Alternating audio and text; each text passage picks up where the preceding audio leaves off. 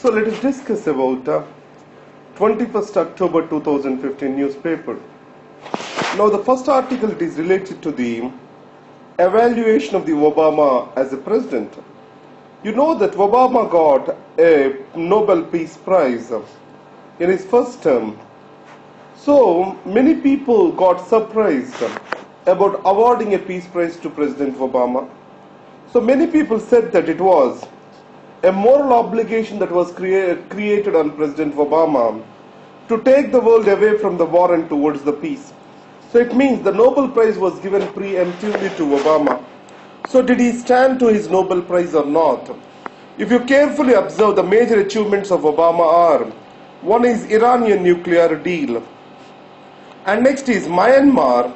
It has returned to democracy, and after that the good relations that are being maintained with Latin America now, and the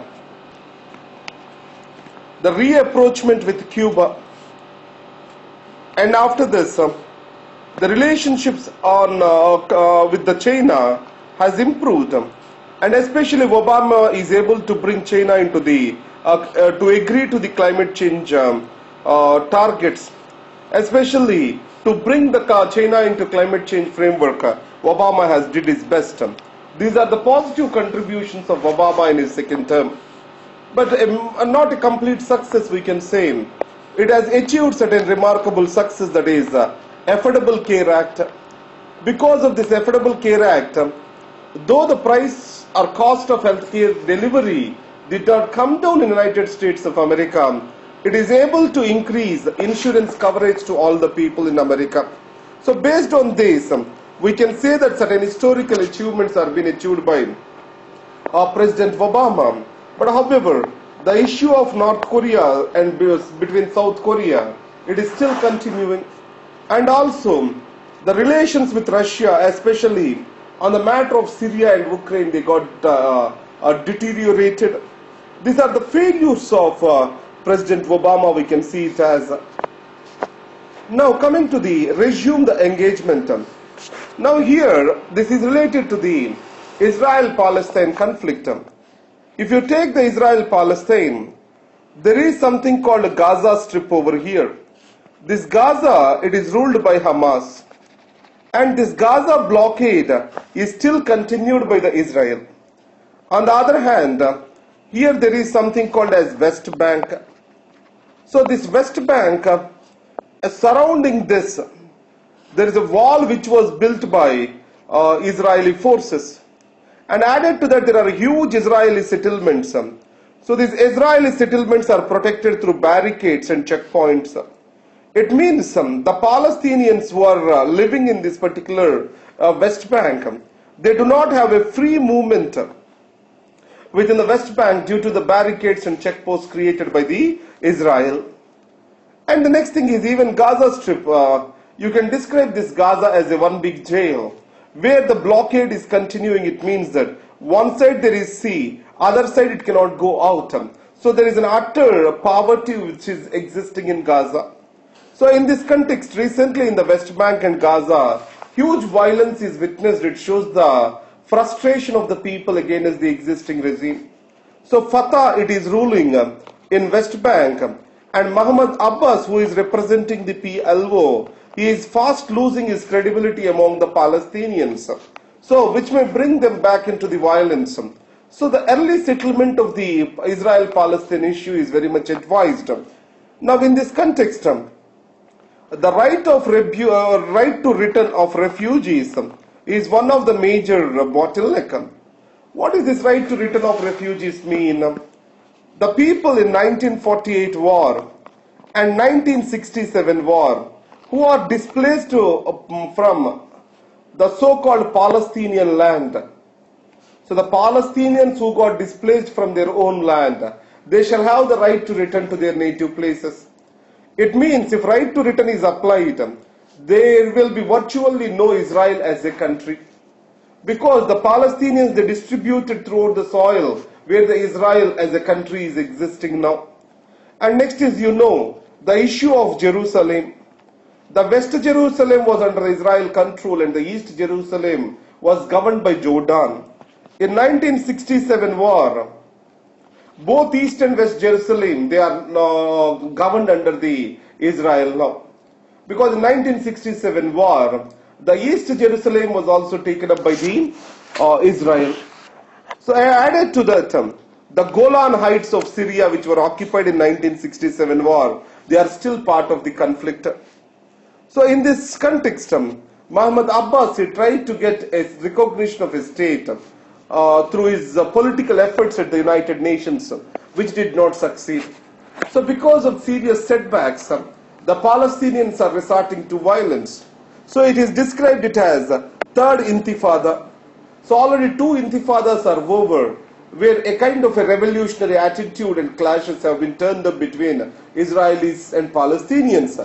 Now the third intifada is on the way or what is being something which is getting discussed. This is a beautiful article. Now you know that, do we need to punish the children as adults for the sexual crimes which they commit? Now there is a frenzy across the politicians to prove them as tough, that the children have to be punished as adults for heinous crimes.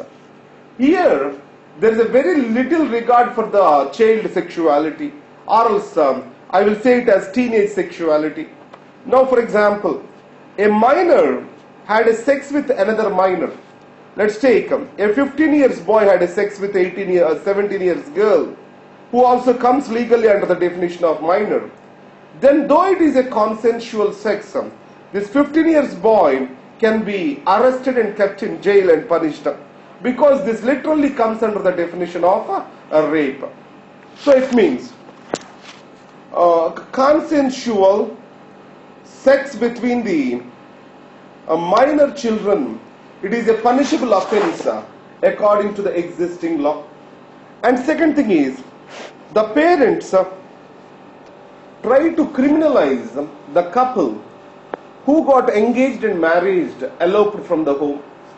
Now in this context, the tact of the parents is very simple. They represent the age of the girl child as very less, so that she will be represented as a minor.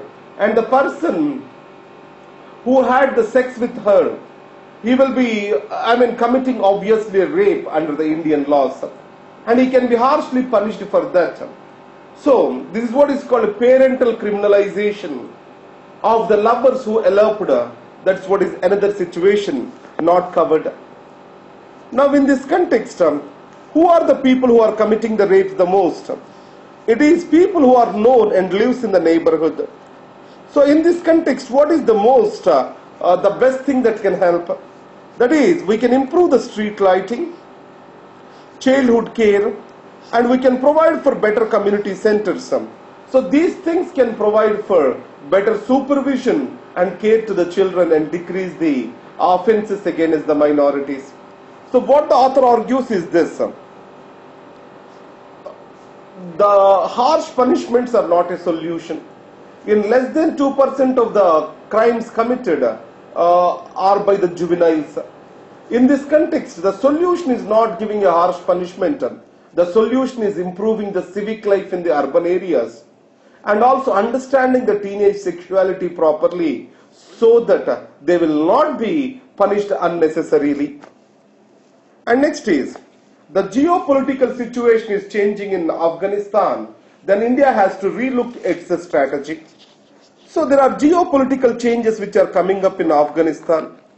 Now if you see, Iran, Russia, they are getting certain new irritants from the Afghanistan because of the recent occupation of the Kunduz by the Taliban. You know that Iran is very much worried about illicit drug traffic and also growth of Islamic State. And the third thing is, any failure of the Afghanistan, it creates a huge refugee crisis for Iran. Now why the Russia is worried about? Again, it is also growth of Islamic State and illicit drugs is a challenge for the Russia too. Added to that, recently when Kunduz was occupied, they are not occupied just by the Afghan Taliban. They are also consists of the members from Tajikistan community, Uzbekistan community, that is many of the Central Asian countries. So in this context, what the Russia was thinking is, it wants to deploy its forces across the border, across the Tajikistan border. It means that the Pakistan, whatever the new relations which are coming with Russia, they may not stand long once Russia starts acting against the Taliban in its national interest. Now, what are the organizational challenges the Taliban are facing? The southern Afghanistan, with capital at Kandahar, it was the major stronghold of the Taliban. Now, many of the southern provinces are no more in the hands of the Taliban. That is majorly due to intertribal conflict. And there is also a leadership crisis after the death of Mullah Wabar in Taliban. And the new leader who has took the reins, Mullah Akhtar Mansour, he has no acceptability across all the Taliban cadres. So in this context, there is change in geopolitics and also change in the organizational functioning of Taliban. And added to that, the failure of the peace talks initiated by Pakistan between Afghan government and Taliban did not bring in any change, and Kondo's occupation has proven that. So in this context, though the little hopes exist in United States of America and Mr. Ghani over the Pakistani involvement to solve the problem of Afghan, but however soon their hopes are going to be belied. In this context, India has to reopen its world channels of friendship that are existing in Afghanistan. Especially when Taliban are active, India has given moral and material support to the Northern Alliance. So India can revive its relations with the Northern Alliance now to gain a strategic depth in Afghanistan. And the next article, it is about the elections in Canada. Now, majority of the seats are won by the Liberal Party. And Mr. Justin Trudeau, he became the Prime Minister. He is the head of the Liberal Party. So his father was also the Prime Minister of Canada. He is the first person among a political family as a lineage is able to become the Prime Minister. Now compare this situation in India. You have a grandfather, there is a huge familial lineages that run in the political parties that is different in the Canada altogether. So Mr. Justin says, having a political legacy is both a danger and also a benefit to him. The benefit is he gets instantaneous recognition. Danger is already the expectations are set. So that's what the new Prime Minister explains to us. Now give attention to agriculture. What he talks about is bringing in zero hunger challenge in India. To get this zero hunger challenge, so you need to have collaboration between science and public policy. Now one beautiful point Swaminathan says is this: the farmer should believe that he will have an assured income from the agriculture. When he believes he will have an assured income, then he will not leave his farm. So that's creation of an assurance of generation of income is the responsibility of the public policy, and creation of the new knowledge through the scientific experiments. That's what we need to achieve according to Swaminathan. And the gap widening between rural and urban India, especially if you see the inflation levels, they are low in the urban India, but they are increasing or else stagnant in the rural India. What can be the reasons? Now if you see carefully, the connectivity challenges between the rural and urban India, especially the physical road connectivity and lack of market access to important goods and services, makes the goods very costly when they reach to the local areas. In this way, the solution can be very simple. We can develop good infrastructure. We can remove the black voting. Then automatically the rural area also comes in par with the urban area. So these are the important news for the day. And thank you very much. I am watching your comments and I feel enthusiastic to do more and more work. And thank you very much. All the best. Good night.